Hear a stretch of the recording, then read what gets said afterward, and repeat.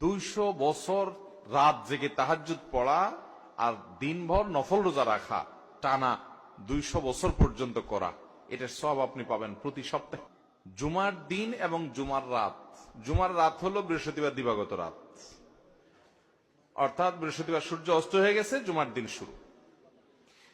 তো এই জুমার রাত এবং জুমার দিন, এই উভয়টাতে তোমরা আমার প্রতি বেশি বেশি করে দুরূদ প্রেরণ করো, আমার জন্য আল্লাহর কাছে দোয়া পেশ করো। ফাইন্না সালাতাকুম মারুদাতুন আলাই, কারণ তোমরা যে দুরূদ পাঠ করো আমার জন্য, এটা আল্লাহর ফেরেশতারা আমার কাছে নিয়ে পেশ করে যে হে আল্লাহর রাসূল, পৃথিবীর অমুক দেশ অমুক প্রান্ত থেকে অমুকের ছেলে অমুক আপনার জন্য দুরূদ পেশ করেছে। এটা তোমাদের এই রিপোর্টটা আল্লাহর ফেরেশতা আমার কাছে বলে, উপস্থিত করে। এই জন্য তোমরা জুমার দিনে আসলে বেশি বেশি করে দুরূদ পাঠ করবা। দুরূদ হলো নবী সাল্লাল্লাহু আলাইহি ওয়াসাল্লামের জন্য দোয়া। ওনার জন্য আমাদের দোয়া করলে আমাদের লাভ।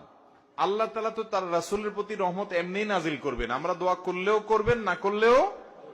কিন্তু আমরা যদি দোয়া করি তাহলে সেক্ষেত্রে ওনার লাভ হোক না হোক আমাদের লাভ নিশ্চিত, নিজেদের লাভ নিশ্চিত। আল্লাহ তাআলা তার রাসূল সাল্লাল্লাহু আলাইহি সাল্লামকে অনেক ভালোবাসেন, অনেক মহব্বত করেন।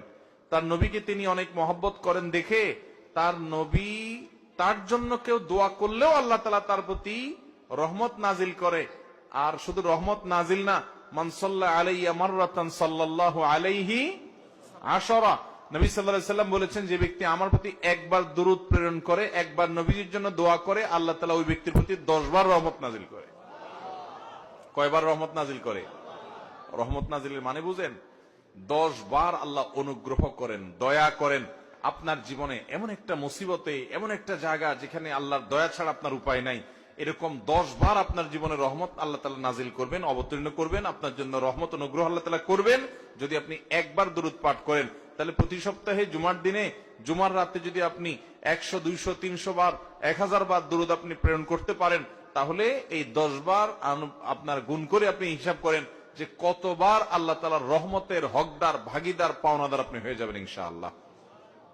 অতএব জুমার দিনে দুরূদ বিশেষ করে পড়বো তো ইনশাআল্লাহ। দুরূদ পাঠের শ্রেষ্ঠ সিজনই হলো জুমার দিন। দুরূদ পাঠের শ্রেষ্ঠ সিজন কোনটা? জুমার দিন, জুমার রাত। এটা হলো দুরূদ পাঠের সবচেয়ে উত্তম মৌসুম এবং শ্রেষ্ঠ সিজন। চেষ্টা করবো তো আমল করার ইনশাআল্লাহ। এখন থেকে বৃহস্পতিবার সন্ধ্যা হলে শুক্রবার সন্ধ্যা পর্যন্ত দুরূদ সারা সপ্তাহ প্রতিদিনই কম বেশি পড়বেন। কিন্তু এই জুমার দিন যখন আসবে তখন দুরূদের পরিমাণ অনেক বেড়ে যাবে ইনশাআল্লাহ।